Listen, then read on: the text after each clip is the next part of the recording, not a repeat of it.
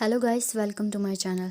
तो मैं आज आइस फैंटेसी डेस्टिनी का जो सीज़न 2 है उसको एक्सप्लेन करने वाली हूँ। ये इसका एपिसोड नंबर 1 है। कहानी की शुरुआत में हमें ये दिखाया जाता है कि साल 2020 चल रहा होता है और इसमें कसो जो हमारी मेन लीड होती है उसका पुनर्जन्म हुआ होता है। इस जन्म में इसका नाम फेंग सुओ होता है। वो पहाड़ों पे चढ़ाई कर रहा होता है कि अचानक से उसके माथे पर रेड सी फ्लेम स्ट्राइक करती है। जब वो अपनी आंखें खोलता है तो वो अपने आप को एक अनजान सी जगह पे पाता है। जब वो शीशे में अपनी शक्ल देखता है वो देखता है कि वो पूरी तरह से उसकी जो अपीयरेंस होती है वो चेंज हो गई होती है।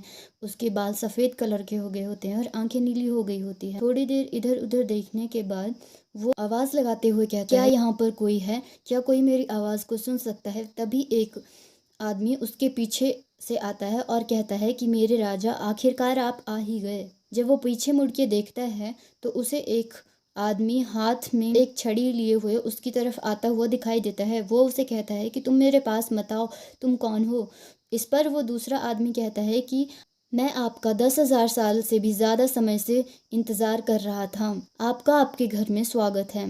इस पर फेंग सुओ पूछता है कि तुम सच में बताओ तुम कौन हो? इस पर वो कहता है कि जब मैं जागा था तो मैंने अपने मैजिक आइस क्यूब की वजह से ये पता किया हमारा फैंटेसी वर्ल्ड 2 डिफरेंट यूनिवर्स में चेंज हो चुका था।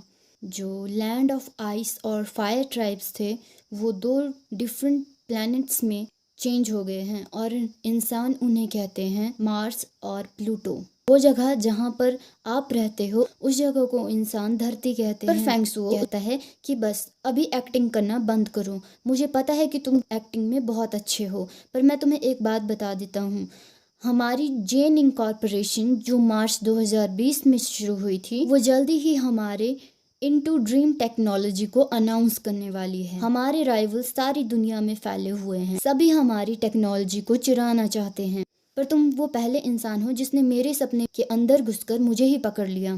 पर मैं तुम्हें एक बात बता देता हूँ कि ये मेरा सपना है, इसलिए मैं जो चाहूँ वो कर सकता हूँ। मैं इस सपने को आसानी से तोड़ सकता हूँ और फिर मैं इस सपने से जाग जाऊंगा। ऐसा कहकर फेंग शुओ आइस पिलर पे पंच मारता है। वो दूसरा आदमी कहता है, मेरे राजा, क्या आप ठीक हो? फेंग शुओ जवाब देता है, तुमने कौन सी टेक्निक का यूज किया है? पर वो आदमी कहता है कि ये सब कुछ रियल है। फेंग शुओ उससे कहता है कि तुम्हारी टेक्नोलॉजी बहुत अच्छी है, क्या तुम मेरे साथ काम करोगे? ऐसा कहते ही फेंग शुओ उस आदमी को उसके कंधों से पकड़ता है। उस आदमी के कंधे फ्रीज होना शुरू हो जाते हैं। धीरे धीरे उसका शरीर बर्फ का बनने लगता है। वो उसे कहता है कि मेरे राजा, आप मुझे फ्रीज कर रहे हो, आप मुझे छोड़ दीजिए। ऐसा देखते ही फेंग शुओ उसे छोड़ देता है। फेंग शुओ ये सब देखकर बहुत हैरान हो गया होता है। फेंग शुओ उस दूसरे आदमी से पूछता है, ये क्या हुआ था? उस पर दूसरा आदमी कहता है, मेरे राजा, आप आइस ट्राइब के राजा हैं, आप आइस फैंटेसी वर्ल्ड के लीडर हैं, आप इन्हीं सभी पावर्स के साथ पैदा हुए थे। फेंग शुओ बहुत हैरान होता है। वो अपने हाथों की उंगलियों की तरफ देखता है। फेंग शुओ कहता है कि अगर मुझे पता होता कि ये टेक्निक को कैसे क्रिएट करते हैं तो मेरी कंपनी सिर्फ कुछ बिलियंस ही नहीं बल्कि हंड्रेड्स ऑफ बिलियंस कमा रही होती। मैं तुम्हें बता देता हूँ कि मेरी कंपनी जो है वो एक बहुत ही एडवांस टेक्निक को डेवलप कर रही है और तुम्हारी टेक्निक्स भी बहुत अच्छी है। क्या तुम मेरे साथ काम करोगे? हम दोनों एक साथ बहुत अमीर हो जाएंगे। वो ये सब बातें कर ही रहे होते हैं कि अचानक से वहाँ पे एक ब्लैक फॉग धुंध फेंग शुओ के माथे से फिर से टकराती है। इसी फेंग शुओ को उसके मॉडर्न वर्ल्ड में दिखाया जाता है और दिखाया जाता है कि फेंग शुओ जो उस वक्त पहाड़ से गिरने वाला था वो इस समय जमीन पर होता है। फेंग शुओ अपने चारों ओर देखता है और उसे एक नदी दिखाई देती है। वो नदी से अपनी हथेलियों में थोड़ा सा पानी उठाता है और पीता है। उसके बाद जैसे ही वो दूसरी बार पानी पीने के लिए अपने हाथ नदी में डालता है वो देखता है नदी का पानी बर्फ में बदल चुका है। वो ये सब देखकर बहुत हैरान हो जाता है।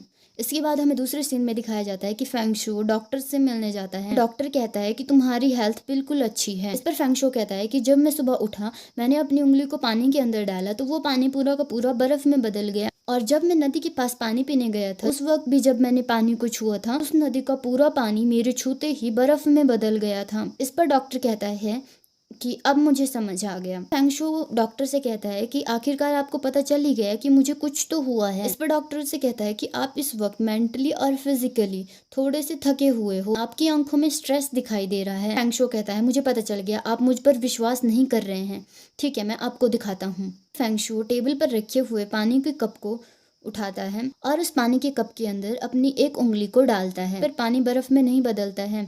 डॉक्टर उससे कहता है कि आप इस वक्त बहुत थके हुए हैं, आपकी थकावट को दूर करने के लिए मैं आपको दवाई लिख देता हूँ। दवाई खाने के बाद आप अच्छा महसूस करोगे। इसके बाद नेक्स्ट सीन को दिखाया जाता है जहाँ पे एयरपोर्ट में हमारी जो फीमेल मेन लीड है उसे दिखाया जाता है। उसका नाम लुओ लुओ है और वो एक बहुत ही फेमस एक्ट्रेस है। एयरपोर्ट पे दिखाया जाता है कि लुओ लुओ की एंट्री होती है और उसके बहुत सारे फैंस ऑटोग्राफ लेने के लिए आते हैं और वो सभी उसे घेर लेते हैं। वो बारी बारी से सबको ऑटोग्राफ दे रही होती है। इसके साथ ही दिखाया जाता है कि जो फैंग शो होता है वो उन्हीं फैंस के साइड में से क्रॉस करता हुआ फोन पे बात करते हुए निकल जाता है। अब हमें नेक्स्ट सीन में दिखाया जाता है फैंग शो को उसके न्यू प्रोजेक्ट लॉन्च के साइट में दिखाया जाता है। वो कहता है कि मेरे प्रोजेक्ट के जरिए हम अपने सपनों को रियलिटी में देख सकते हैं। जिस तरह से हम किसी फिल्म को देख सकते हैं उसी तरह से हम अपने सपनों को भी रियलिटी फॉर्म में देख सकते हैं। सभी लोग कहते हैं कि सुनने में अच्छा लग रहा है। इसके बाद फैंग शो अपनी dream watch machine, dream watch and dream की जैसे प्रोडक्ट्स के बारे में बताता है। वो ड्रीम वॉच को एक आदमी की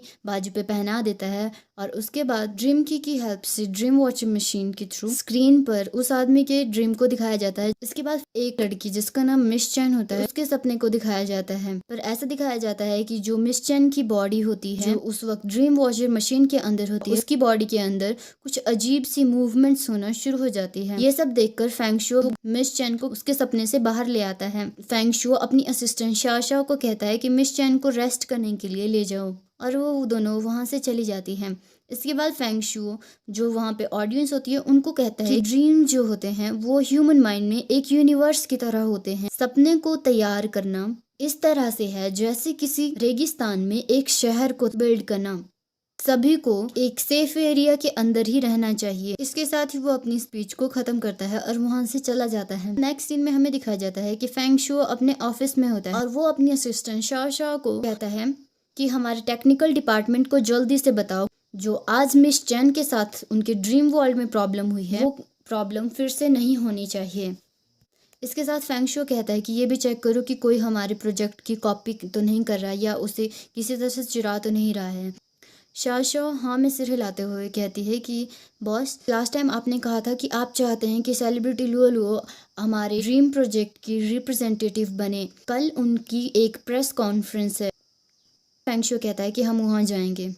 नेक्स्ट सीन में हमें प्रेस कॉन्फ्रेंस को दिखाया जाता है जहाँ पे बहुत सारे रिपोर्टर्स मिस लुओ लुओ को उनके न्यू सॉन्ग की रिलीज जिसका नाम होता है लेट मी फ्लाई हाई के बारे में क्वेश्चनिंग कर रहे होते हैं। वहीं दिखाया जाता है कि मिस्टर फैंग शू अपनी असिस्टेंट के साथ उस प्रेस कॉन्फ्रेंस को अटेंड कर रहे होते हैं। एक रिपोर्टर लुओ लुओ से पूछता है कि आपको इस song let me fly high को क्रिएट करने का आइडिया कहाँ से मिला। इस पर लुओ लुओ जवाब देती है कि मुझे मेरे सपने से इसे क्रिएट करने का आइडिया मिला है। इस पर शाओ कहती है कि बॉस लुओ लुओ सच में ही हमारे जीनिंग कॉर्पोरेशन के रिप्रेजेंटेटिव के तौर पर सबसे सुटेबल कैंडिडेट है।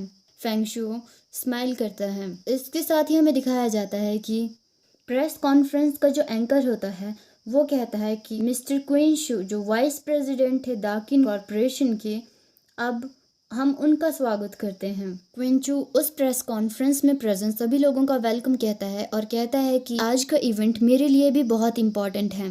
मैं इस दिन का 3 सालों से इंतजार कर रहा था। ऐसा कहते ही वो लुओ लुओ की तरफ एक स्माइल देता है और कहता है लुओ लुओ प्लीज मेरे साथ आओ।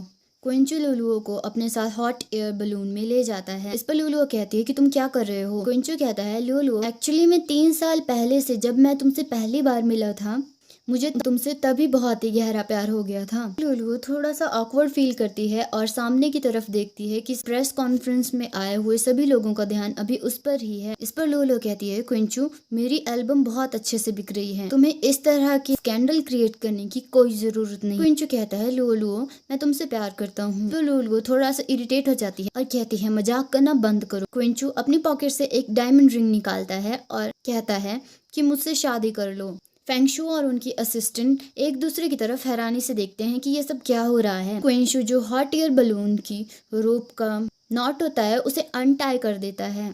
हॉट एयर बलून आकाश की तरफ उड़ना शुरू कर देता है। इस पर लुओ लुओ और भी ज्यादा घबरा जाती है और चिल्लाने लगती है प्लीज इस मजाक को यहीं पर खत्म करो। क्विन चू कहता है कि मैं मजाक नहीं कर रहा हूँ। पर लुओ लुओ कहती है क्या तुम बेवकूफों वाली हरकतें करना बंद करोगे। क्विन चू कहता है कि तुम खुश क्यों नहीं। लुओ लुओ कहती है खुश, मैं इस वक्त डरी हुई हूँ। क्या तुम्हें समझ नहीं आता है? क्या तुम सोचते हो कि शादी का प्रपोजल एक गेम की तरह है, तुम इस वक्त बेवकूफ़ी कर रहे हो, मुझे नीचे जाने दो। क्विंचू कहता है लुलुओ मेरे प्रपोजल को एक्सेप्ट कर लो।